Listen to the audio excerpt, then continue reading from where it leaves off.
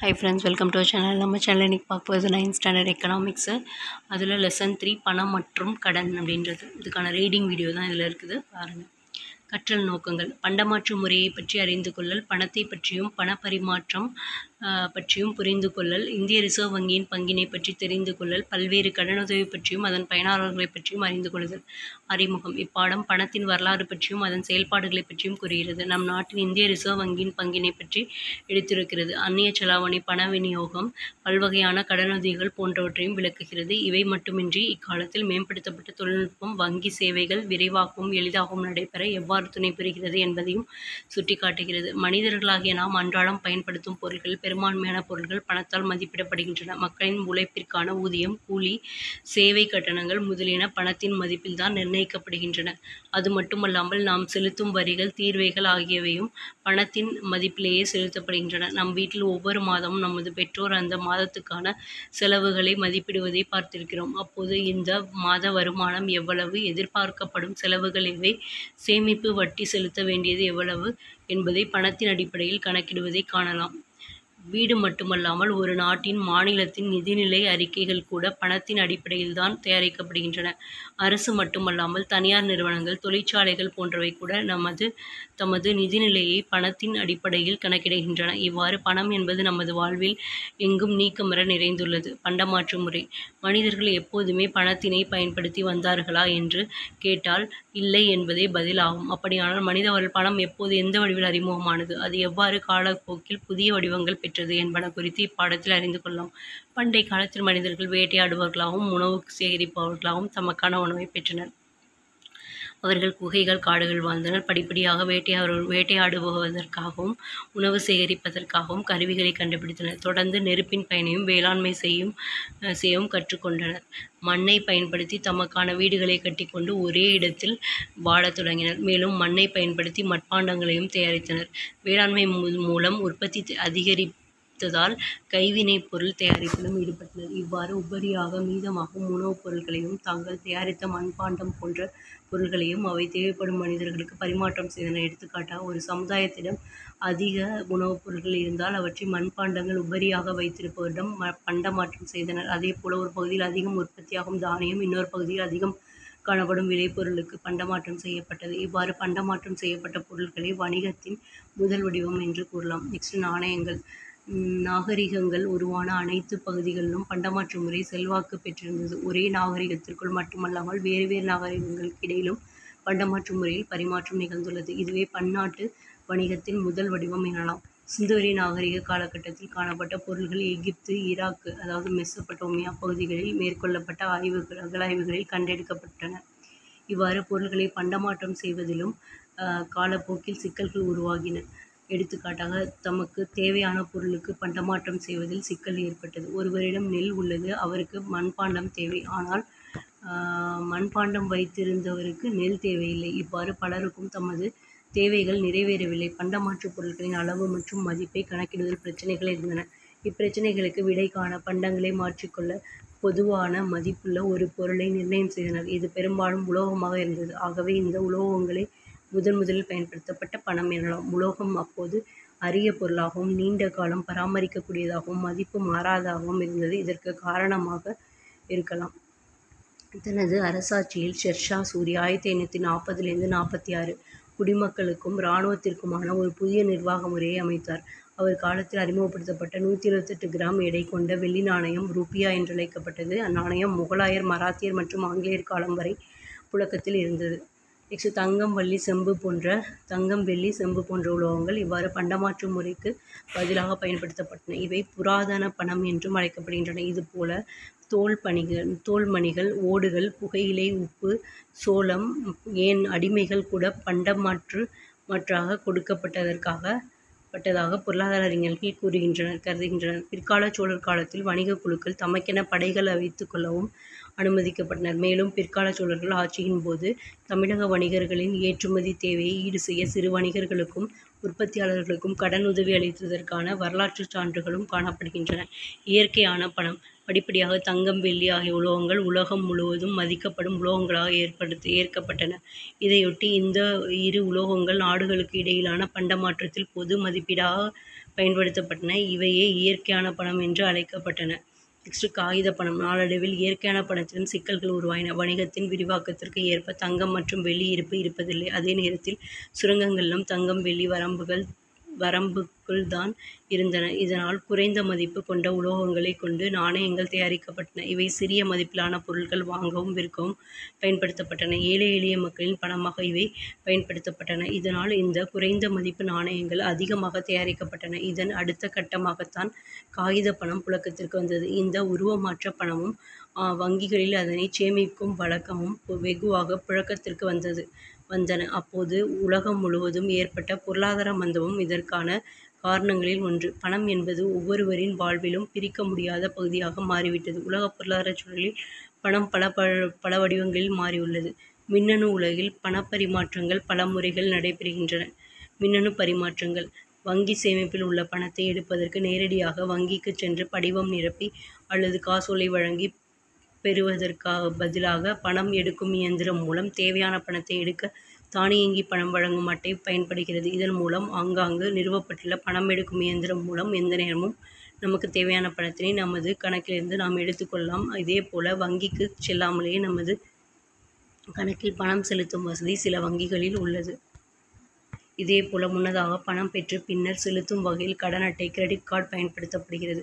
பணப்பரிமாற்றம் செய்வதற்கு காசோலை, செக் அல்லது கேட்பு வரைவோலை, டிமாண்ட் டிராஃப்ட் போன்றவற்றை பயன்படுத்துவதற்கு மாற்றாக இணைய வழி பரிமாற்றங்கள் தற்போது நடைமுறையில் உள்ளன. இதன் மூலம் நினைத்த நேரத்தில் உலகின் எந்த மூலையில் இருப்பவருக்கும் நொடியில் பணப்பரிமாற்றம் செய்யலாம். அதேபோல அலைபேசி மூலமும் மின்னணு பரிமாற்றம் செய்யும் தொழில்நுட்பம் பரவலாக பயன்பாட்டில் உள்ளது. ரிசர்வ் வங்கியின் பங்கு. பணப்பரிமாற்றத்தை பராமரிக்கும் பொறுப்பும் கண்காணிக்கும் கடமையும் ஒரு அரசுக்கு இருக்கிறது. பொதுவாக பணம் பதுக்கி வைக்கப்படுவது பொருளியல் தவிர்க்கப்பட வேண்டும். இதனால் வங்கிகளில் பணம் சேமிக்கப்படுகிறது. வங்கிகளில் சேமிக்கப்படும் பணத்தில் பெரும் பங்கு தொழில் வளர்ச்சிக்கும் பொருளியல் வளர்ச்சிக்கும் ஏழைகள் நலனுக்கும் பயன்படுத்தப்படுகிறது. நெக்ஸ்ட் பணத்தின் வரலாறு. ஃபஸ்ட்டு பண்டமாற்று முறை. கிமு பொது ஆண்டு 9000 பொது ஆண்டு 9000. இந்த காலகட்டத்தில் மனிதன் பண்டமாற்று முறையைத்தான் கையாண்டான். தன்னிடம் மிகுதியாக உள்ள பொருளை கொடுத்து தனக்கு தேவையான இன்னொரு பொருளை பெற்றுக்கொண்டான். தானியங்கள், கால்நடைகள், உப்பு ஆகியவைதான் பண்டமாற்ற பரிமாறி கொள்ளப்பட்டன. நெக்ஸ்ட் 2வது நாணயங்கள். கிமு பொது ஆண்டுக்கு முன் 1100. சீனர்கள் இந்த காலகட்டத்தில் சிறு நாணயங்களை பயன்படுத்தி இருக்கிறார்கள். இந்த நாணயங்கள் வெண்கலத்தில் செய்யப்பட்டிருந்தன. இந்திய பெருங்கடலை ஒட்டியுள்ள நாடுகளில் சோழிகள் பணமாக பயன்படுத்தப்பட்டன. நெக்ஸ்ட் காகித பணம். 3வது. கிமு பொது ஆண்டுக்கு முன் 600. மத்திய தரைக்கடல் பகுதி முழுவதும் இந்த பண பரிவர்த்தனை பரவத் தொடங்கியது. லிதியா நாட்டு அரசர் அலியாதிஸ் வணிக பரிமாற்றத்திற்கு பணத்தை பயன்படுத்தப் போவதாக அதிகாரப்பூர்வமாக அறிவித்தார். இந்த நாடு இப்போது துருக்கியின் ஒரு பகுதியாக உள்ளது. நெக்ஸ்ட் தங்க நாணயம். கிபி பொது ஆண்டு 1250. பரிவர்த்தனைகளுக்காக தங்க முலாம் பூசப்பட்ட நாணயம் ஐரோப்பாவில் அறிமுகப்படுத்தப்பட்டது. Next Marco polo. கிபி பொது ஆண்டு 1290. மார்க்கோ போலோ பயணத்தால் காகித பணம் ஐரோப்பிய நாடுகளில் பரவியது. நெக்ஸ்ட் காகித பணம் அச்சடித்தல். கிமு பொது ஆண்டு 1661. காகித பணத்தை ஸ்வீடன் வங்கிகள் அச்சடித்த புதிதில் அதற்கு பெரிதாக வரவேற்பு இல்லை. நெக்ஸ்ட் மின்னணு பரிமாற்றம். கிபி பொது ஆண்டு 1860. தந்தி மூலமான மின்னணு பண பரிவர்த்தனை முயற்சி மேற்கொள்ளப்பட்டது. நெக்ஸ்ட் கடன் அட்டை. கிபி பொது ஆண்டு 1946. ஜான் ஃபிக்கின்ஸ் கிரெடிட் கார்டை உருவாக்கினார். John Figgins credit card. Next அலைபேசி வங்கி செயல்பாடு. கிபி பொது ஆண்டு 1999. ஐரோப்பிய வங்கிகள் மொபைல் பேங்கை அறிமுகம் செய்தன. NFC. கிபி பொது ஆண்டு 2008. நியர் ஃபீல்டு கம்யூனிகேஷன் NFC பண பரிவர்த்தனை முறை பிரிட்டனில் அறிமுகம் செய்யப்பட்டது. இந்த முறை 2016 தான் இந்தியாவிற்கு வந்தது. இந்த முறையில் பண பரிவர்த்தனைக்கு 7 முதல் 8 நொடிகள் மட்டுமே ஆகும். நெக்ஸ்ட் இந்தியாவில் அனைத்து முக்கிய வங்கிகளும் நாட்டுடைமையாக்கப்பட்டுள்ளதை 1969 அறிவோம். இந்தியாவில் பணப்புழக்கத்தை ஒழுங்குபடுத்தும் பணியினை இந்திய ரிசர்வ் வங்கி மேற்கொள்கிறது. இந்திய ரிசர்வ் வங்கி ஏப்ரல் 1, 1935 முதல் செயல்பட தொடங்கியது. 1937 நிரந்தரமாக மும்பையில் இயங்கி வருகிறது. இது 1949 நாட்டுடைமையாக்கப்பட்டது. அச்சடிக்கப்பட்ட பணத்தில் 85% புழக்கத்தில் விடப்படுகிறது. ஆகஸ்ட் 2018 நிலவரப்படி இந்தியாவில் ரூபாய் 19 லட்சம் கோடி மதிப்பிலான பணம் புழக்கத்தில் உள்ளது. Doctor B.R. அம்பேத்கரின் பணத்தின் சிக்கலும் அதன் தீர்வும் the problem of the rupee and its solution என்ற ஆராய்ச்சி கட்டுரையின் அடிப்படையில் தான் இந்திய ரிசர்வ் வங்கியின் அடிப்படை சட்டம் 1934 உருவாக்கப்பட்டுள்ளது. The problem of the rupee and its solution. இதோட அடிப்படையில் தான் ரிசர்வ் வங்கி அடிப்படை சட்டம் 1934 உருவாக்கப்பட்டது. பணம் விலை தொடர்பு. பணத்துக்கும் பொருள்களின் விலைக்கும் நெருக்கமான தொடர்பு உள்ளது. ஏனெனில் தற்போது உலகில் தயாரிக்கப்படும் பொருட்களில் 90% விற்பனை அல்லது சேவைத் தொழிலை இலக்காக கொண்டே தயாரிக்கப்படுகின்றன. வேளாண்மையிலும் சொந்த தேவைக்காக விளைவிப்பதை விட பணப்பயிர்களை அதிகம் உற்பத்தி செய்யப்படுவது சந்தை மற்றும் பணத்தின் முக்கியத்துவத்தை உணர்த்துவதாக உள்ளது. பணத்துக்கும் விலைக்கும் உள்ள தொடர்பு பணவியல் கொள்கையோடு தொடர்புடையது. பண விநியோக வளர்ச்சிக்கும் நீண்ட கால விலை வீழ்ச்சிக்கும் இடையிலான நெருங்கிய உறவினை நாம் காண முடியும். ஒரு நாட்டின் பொருளாதார நிலைத்தன்மையில் விலை கட்டுப்பாட்டுக்கு முக்கிய பங்களிப்பு உள்ளது. இந்தியாவில் ரிசர்வ் வங்கி இதனை கண்காணித்து வருகிறது. நாடுகளுக்கு இடையிலான பணம் செலாவணி என அழைக்கப்படுகிறது. இந்தியாவின் செலாவணி ரூபாய் என்று அழைக்கப்படுகிறது. உள்நாட்டில் அந்நிய நாட்டு செலாவணி வெளிநாட்டு செலாவணி என அழைக்கப்படுகிறது. உலக நாடுகளுக்கு இடையிலான செலாவணி அமெரிக்க டாலர் அடிப்படையில் மதிப்பிடப்படுகிறது. இந்த மதிப்பு நாட்டுக்கு நாடு வேறுபடுகிறது. உலக வணிகத்தின் பெரும்பகுதி அமெரிக்க டாலர் மதிப்பிலேயே நடைபெறுகிறது. பணத்தின் செயல்பாடுகள். பண்டமாற்று முறையினால் உருவாகும் சிக்கல்களுக்கு மாற்றாக பணத்தின் வரவு பெரிதும் உதவி வருகிறது. பணம் என்பது ஒரு பரிமாற்ற ஊடகமாகவும் ஒரு கணக்கின் அலகாகவும் மதிப்பு சேமிப்பாகவும் மாறுபடும் பண வழங்கீட்டுக்கான தரப்படுத்துதலாகவும் செயல்பட வேண்டும் என்று எதிர்பார்க்கப்படுகிறது. நாடு செலாவணியின் பெயர். இந்தியா ரூபாய், இங்கிலாந்து பவுண்டு, ஐரோப்பிய ஒன்றியம் euro, Canada dollar, Japan yen, சீனா yuan, Saudi Arabia riyal, Australia dollar, Malaysia ringgit, Pakistan ரூபாய், இலங்கை ரூபாய். அந்நிய செலாவணி. பரிமாற்ற ஊடகம். ஒரு நாட்டில் அனைத்து பொருட்கள் மற்றும் சேவை பரிவர்த்தனைக்கு பணம் தடையின்றி ஏற்கப்பட வேண்டும். கணக்கு அலகு. ஒரு நாட்டில் அனைத்து நுகர்பொருட்கள், தயாரிப்புகள், சேவைகள் என அனைத்துக்குமான மதிப்பினை கணக்கிடுவதில் பணம் பொதுவான தரப்படுத்தப்பட்ட அலகாக இருக்க வேண்டும். எடுத்துக்காட்டாக, ஒரு புத்தகத்தின் விலை 50 என்றால் அப்புத்தகத்தின் விலை 50 பண அலகுகளுக்கு இணையானது என்று பொருள். ஒரு நாட்டில் நடைபெறும் நிதி பரிவர்த்தனைகளை அளவிடவும் கணக்குகளாக பராமரிக்கவும் பணம் பயன்படுகிறது. மதிப்பீட்டினை சேமித்தல். பணத்தினை சேமிப்பதன் மூலம் எதிர்காலத்துக்கான வாங்கும் ஆற்றலை சேமிப்பதாகும். கடன். விவசாயிகள் தங்களுக்கு தேவையான விதை, இடுபொருட்கள் மற்றும் செலவுகளுக்காக பருவ காலங்களின்போது கடன் பெறுவதை காணலாம். அதேபோல சிறு தொழில்களில் ஈடுபடுபவர்கள், வணிகர்கள் தங்கள் தேவைகளுக்கு கடன் பெறுகிறார்கள். பெரிய தொழில் நிறுவனங்கள் கூட தங்கள் புதிய திட்டங்களுக்காக கடன் பெறுகின்றன. கடன் கிடைக்கப்பெறும் நிறுவனங்கள். முறைப்படி நிதி நிறுவனங்களான நாட்டுடைமையாக்கப்பட்ட வங்கிகள், தனியார் வங்கிகள் மற்றும் கூட்டுறவு வங்கிகள். முறைசாரா நிதி நிறுவனங்கள். சுய உதவிக் குழுக்கள் மூலம் பெறப்படும் நுண்கடன்கள் என 3 வழிகளில் கடன் பெறப்படுகின்றன. நாட்டுடைமையாக்கப்பட்ட வங்கிகள். கூட்டுறவு வங்கிகளை பொறுத்தவரை கடனுக்கான வட்டி குறைவு, ஈடு வைக்கப்படும் பொருளுக்கான பாதுகாப்பு அதிகம். முறைசாரா நிதி நிறுவனங்கள். முறைசாரா தனியார் நிறுவனங்களை வாடிக்கையாளர்கள் அணுக எளிதாக இருப்பதும் ஏதுவாக உள்ளதும் சாதகமான அம்சங்களாக கருதப்படுகிறது. அதே சமயத்தில் அதிக வட்டி, ஈடு வைக்கப்படும் பொருளின் பாதுகாப்பு மற்றும் வசூலிக்கும் முறைகள் ஆகியவற்றில் பல சிக்கல்கள் காணப்படுகின்றன. குறிப்பிட்ட பகுதியில் வாழ்பவர்கள் அல்லது குறிப்பிட்ட தொழிலில் ஈடுபவர்கள் குழுவாக அமைந்து சிறு சேமிப்பில் ஈடுபடுகின்றனர். இவர்கள் சுய உதவிக் குழுக்கள் எனப்படுகின்றனர். இவ்வாறு செயல்படும் சுய உதவிக் குழுக்களுக்கு அரசு வங்கிகள் கடனுதவி அளிக்கின்றன. சுய உதவிக் குழுக்கள் நடைபாதை வியாபாரிகள், மீனவர்கள், குறிப்பாக பெண்கள் மற்றும் விளிம்பு நிலை மக்களுக்கு பயனளிப்பதாக உள்ளது. தமிழ்நாட்டில் 10,612 வங்கிக் கிளைகள் உள்ளன. 2017-18 நிதியாண்டில் ஏறத்தாழ 15 லட்சம் கோடி ரூபாய் பணப்பரிமாற்றம் நடைபெறுகிறது.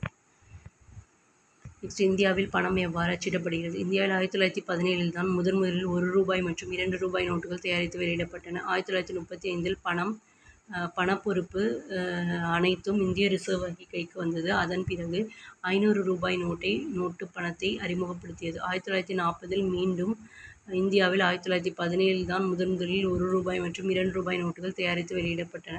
1935 பணப்பொறுப்பு அனைத்தும் இந்திய ரிசர்வ் வங்கி கைக்கு வந்தது. அதன் பிறகு 500 ரூபாய் நோட்டு பணத்தை அறிமுகப்படுத்தியது. 1940 மீண்டும் 1 ரூபாய் நோட்டுகளை வெளியிட்டது.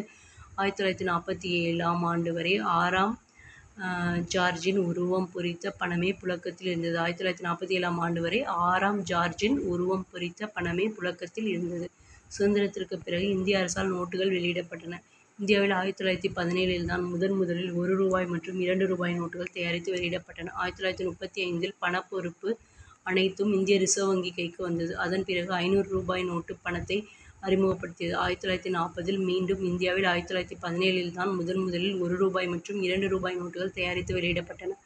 1935இல் பணப்பொறுப்பு அனைத்தும் இந்திய ரிசர்வ் வங்கி கைக்கு வந்தது. அதன் பிறகு ரூ. 500 நோட்டு பணத்தை அறிமுகப்படுத்தியது. 1940இல் மீண்டும் ரூ. 1 நோட்டுகளை வெளியிட்டது. 1947ஆம் ஆண்டு வரை 6ஆம் ஜார்ஜின் உருவம் பொறித்த பணமே புழக்கத்தில் இருந்தது. சுதந்திரத்திற்கு பிறகு இந்திய அரசால் நோட்டுகள் வெளியிடப்பட்டன. ஆங்கிலேய அரசு 1925இல் மகாராஷ்டிரா மாநிலத்தில் உள்ள நாசிக்கில் ஒரு அச்சகத்தை அமைத்து 3 ஆண்டுகளுக்கு பிறகு ரூபாய் நோட்டுகளை அச்சடிக்க தொடங்கியது. மத்திய பிரதேசத்தில் உள்ள தேவாஸில் 1974இல் ஓர் அச்சகம் தொடங்கப்பட்டது.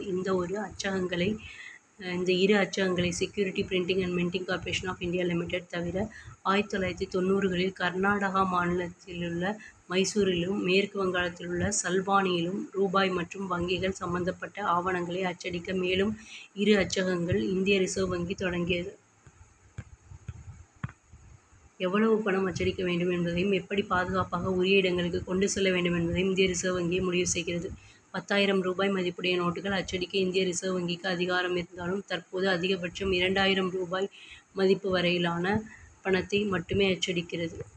மீள்பார்வை. நாகரிகங்கள் வளர்ச்சியடைந்த பகுதிகளில் பண்டமாற்று முறை செழித்தோங்கியது. தங்கம், வெள்ளி மற்றும் செம்பு ஆகிய உலோகங்கள் புராதன பணம் என அழைக்கப்பட்டன. மிளகு மற்றும் நறுமணப் பொருட்கள் அதிக அளவில் ஏற்றுமதி செய்யப்பட்டன. உலோக பற்றாக்குறை காரணமாக காகிதப் பணம் அறிமுகப்படுத்தப்பட்டது. தற்போது அலைபேசி மூலமும் வங்கி செயல்பாடுகள் மூலமும் மேற்கொள்ளப்படுகின்றன. பணப்பரிமாற்றத்தினை பராமரிப்பதும் கண்காணிப்பதும் அரசின் கடமையாகும். இந்தியாவின் அனைத்து பெரிய மற்றும் முக்கிய வங்கிகள் நாட்டுடைமையாக்கப்பட்டுள்ளன. பணத்திற்கும் பொருளின் விலைக்கும் இடையே நெருக்கமான தொடர்புள்ளது. இதோடு இந்த லெசனுக்கான ரீடிங் வீடியோ முடிஞ்சது.